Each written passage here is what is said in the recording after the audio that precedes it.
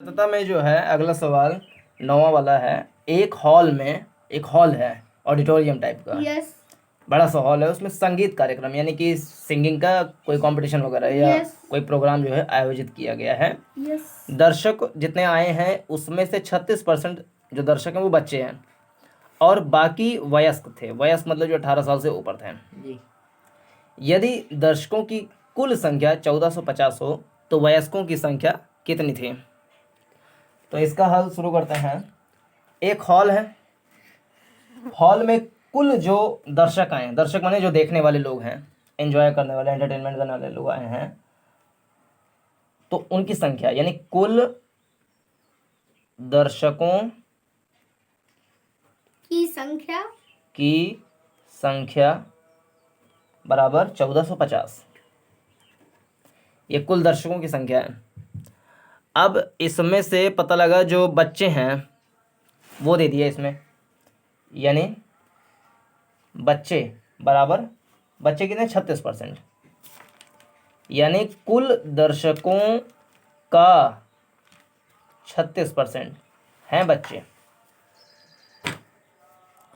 कुल दर्शकों की संख्या 1450 और बच्चे कितने हैं 36। कुल दर्शकों की संख्या का 36% बच्चे हैं और बाकी बचे हुए जो हुए वो वयस्क हैं। तो ये वयस्क कितने हैं ये पूछ रहा है। अच्छा, हम बच्चों की संख्या निकाल लेते हैं। बच्चों की संख्या बच्चों की संख्या बराबर कुल जनसंख्या जितनी आई है यानी कि 1450, तो कुल 1450 का यानी कि गुणा 36% यानी 36/100। तो 10 से 10 कैंसिल। अब 145 का 36 से करेंगे मल्टीप्लाई, तो इसका जो गुणा आया है 145 और 36 का वो हो जाएगा 5220 और नीचे 10 है, तो 10 से 10 कैंसिल यानी कि 522। यानी कि चिल्ड्रन कितने हैं या किड्स बोलें कितने हैं, वो है 522। ये हो गया आंसर। लेकिन हमें पूछ रहा है कि वयस्क कितने हैं, वयस्क कितने हैं। यस तो वयस्क कितने हैं इसके लिए क्या करेंगे, जो कुल संख्या है 1450 यस उसमें से बच्चों की संख्या को हम माइनस कर देंगे। यस यानी 10 में से 2 गए 8, 4 में से 2 2 और 14 में से 5 गए 6। ठीक, 628। ठीक है, नहीं 9 5 14, तो इसको घटा देंगे आ जाएगा 9, तो 928 यानी वयस्कों की संख्या कितनी है 928। तो ये हो जाएगा अपना आंसर। 10वां सवाल है। मेरे पिताजी 10 किलोग्राम चावल, 8 किलोग्राम गेहूं का आटा लाए।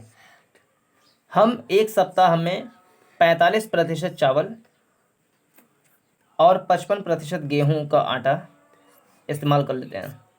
घर में कितना चावल और आटा शेष बचा है? तो 10वां प्रश्न है, 10वें का हल। मेरे पिताजी मार्केट गए यस और 10 किलोग्राम चावल लाए, यानी चावल कितना लाए 10 किलो 10 kg और आटा, अब गेहूं का आटा नहीं लिख रहे हैं, खाली आटा लिख रहे हैं। आटा लाए 8 किलो। अच्छा, एक सप्ताह यूज़ किए, एक सप्ताह यूज़ करने के बाद पता लगा कि यहाँ लिख देते हैं कि एक सप्ताह में कितना उन्होंने उपभोग कर लिया यानी कि यूज़ कर लिया।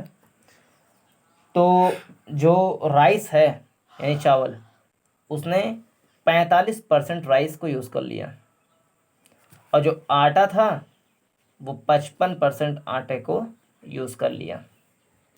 तो हम पहले ये निकाल लेते हैं कितना राइस और कितना आटा उन्होंने यूज़ किया। तो कुल राइस था 10 किलो, कुल राइस था 10 किलो, यस तो 10 किलो का 45% उसने यूज कर लिया। तो 10 से 10 कैंसिल, तो बचा 45 ऊपर 45/10, तो नीचे 10 है, एक गिनती के बाद दशमलव लग जाएगा यानी कि 5 और यहाँ पे 4.5 kg, यानी कि एक हफ्ते में इतना केजी चावल यूज़ किया जा चुका है। अब आटा निकालेंगे ऐसे ही। आटा 55%, यानी कुल आटा था 8 किलोग्राम का 55% यूज हो गया है। तो 8×5 = 4, 8×5 = 44 बटे 100। 1 जीरो से 1 जीरो कैंसिल, तो नीचे 1 जीरो है, 1 गिनती 0.5 यानी 4.4 kg इतना आटा यूज हो गया है। तो इसमें पूछ रहा है घर में कितना चावल और आटा शेष बचा है। तो शेष चावल, पहले चावल था 10 kg, 10.0 kg, लेकिन अभी चावल जो है 4.5 kg चावल जो है यूज हो चुका है। तो इसको घटाओ, घटा देंगे इसको, तो 10 में से 5 गए 5, 9 में से 4 गए 5, यानी कि अब चावल कितना बचा हुआ है, 5.5 kg चावल शेष बचा हुआ है घर में। ऐसे ही आटा का, आटा टोटल था 8 kg, 8.0 kg, ये शेष आटा है, शेष आटा बराबर कुल आटा था 8.0 kg, लेकिन यूज़ कितना हो गया है, 4.4 kg यूज़ हो गया है। घटाओ इसको, 10 में से 4 गए 6, 7 में से 4 गए 3, यानी 3.6 kg अभी आटा बचा हुआ है और 5.5 kg चावल बचा हुआ है। तो this both will be the answer. 11वां प्रश्न है, एक बर्तन में 360 मिलीलीटर दूध है, यानी 1 पाव से ज़्यादा, जो इसकी धारिता का 18% है। बर्तन की कुल धारिता कितनी है। एक बर्तन है, मान लो कि ऐसा करके एक बर्तन है, इसमें 360 ml मिल्क है, 360 ml यानी कि मिलीलीटर दूध है, मिल्क। लेकिन ये जो बर्तन है ये पूरा पूरा भरा नहीं हुआ है, ये इस बर्तन का केवल 18% भाग ही भरा हुआ है। 100% फुल नहीं भरा, 18% भरा है।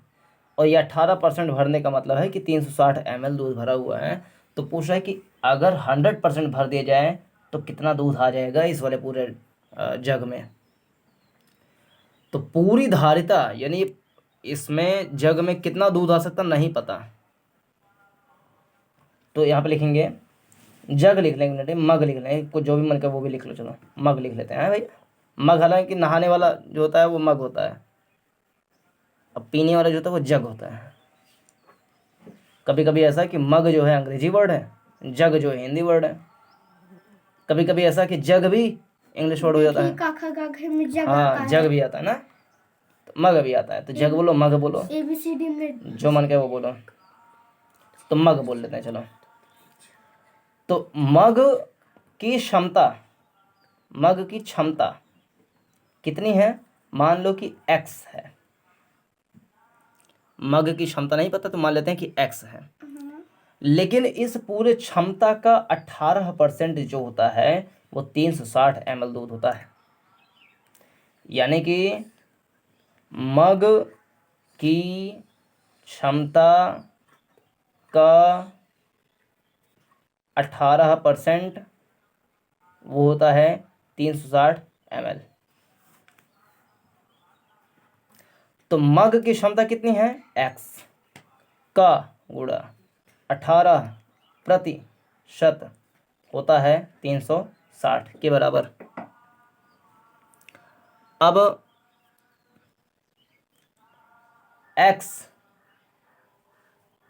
बराबर 360 का 100 में गुणा और 18 का नीचे भाग, तो 18 का 9 18, 18 दूनी 36, 0, यानी x बराबर 20 का 100 में गुणा तो 2000 ml। तो यानी कि जग में कुल मिलाकर 2000 ml दूध आ सकता है, या ये कहें कि जग में 2 लीटर दूध आ सकता है। आंसर ये पूछा था कि बर्तन की कुल धारिता कितनी है, तो बर्तन की कुल धारिता 2 लीटर अथवा 2000 मिलीलीटर। 12वां प्रश्न है, कि 2 घंटे 30 मिनट यानी कि 2.5 घंटे की परीक्षा में शुभम ने 1 घंटा 45 मिनट भाग आ को हल करने में लगा दिया। उसने कितना प्रतिशत समय लगाया और कितना प्रतिशत समय शेष बचा है। तो 12वां सवाल है, इसमें सबसे पहले देखो कि कुल परीक्षा में कितना समय मिला है, यानी कुल समय। तो कुल समय है 2 घंटा 30 मिनट। 30 मिनट 2 घंटा 30 मिनट। इन सब को हम केवल मिनट में चेंज कर लेते हैं। 1 घंटे में 60 मिनट, 2 घंटे में 120 मिनट, 120 और 30 150 मिनट, यानी हमें कुल समय जो मिला है वो है 150 मिनट। और भाग अ को हल करने में, भाग अ को हल करने में शुभम को कितना समय लगा, तो 1 घंटा 45 मिनट। 1 घंटा 45 मिनट। इसको भी केवल मिनट में चेंज कर लो। 1 घंटे में 60 मिनट, 60 और 45 105 मिनट, यानी कि भाग आ को हल करने में उसको 105 मिनट लग गए। तो ये निकालो कि कितना प्रतिशत उसने भाग अ को हल करने में लगाया। तो भाग अ का प्रतिशत कितना है, प्रतिशत ये निकालने के काम तो छोटा वाला 105 बटे बड़ा वाला 150 गुणे 100 करेंगे। तो 1 0 से 1 0 कैंसिल, 5 दूनी 10, 5 3 15, 3 1 3, 3 3 9, 3 5 15, तो 35 दूनी 70, 35 दूनी 70, यानी कि 70% हिस्सा उसका लगा भाग अ को हल करने में। तो एक आंसर आ गया। लेकिन दूसरा ये भी पूछ रहा है कि अभी कितना प्रतिशत बाकी है उसको हल करने में समय, यानी भाग ब को हल करने में कितना प्रतिशत बाकी है समय। तो भाई टोटल 100 होता है, उसमें 70% निकल गया समय, तो 30% बाकी है, जाहिर सी बात है। तो ये हो जाएगा अपना आंसर, और ये भी हो जाएगा अपना आंसर कि भाग आ को हल करने में 70% समय लगा और भाग ब को हल करने में 30% समय बाकी है। 13वां प्रश्न है, स्कूल के एक पुस्तकालय यानी कि लाइब्रेरी है, उसमें हिंदी और अंग्रेजी दोनों की किताबें मिलाकर के 4850 पुस्तकें हैं। यदि हिंदी की पुस्तकें 42% हों तो पुस्तकालय में अंग्रेजी की पुस्तकों की संख्या ज्ञात कीजिए। तो स्कूल की एक लाइब्रेरी है, लाइब्रेरी में टोटल बुक्स कितने हैं, टोटल बुक्स में क्या क्या है, हिंदी है और इंग्लिश है, दोनों मिला करके 4850 बुक्स हैं। इसमें जो हिंदी वाली पुस्तकें हैं, हिंदी वाली HINDI, वो 42% हैं। तो ये निकाल लो कि हिंदी वाली पुस्तकें दरअसल हैं कितने। तो टोटल पुस्तकें 4850, इसका 42% है हिंदी वाली किताब। तो 0 से 0 कैंसिल, फिर 4800 मतलब 485 जो है इसको 42 से करो मल्टीप्लाई।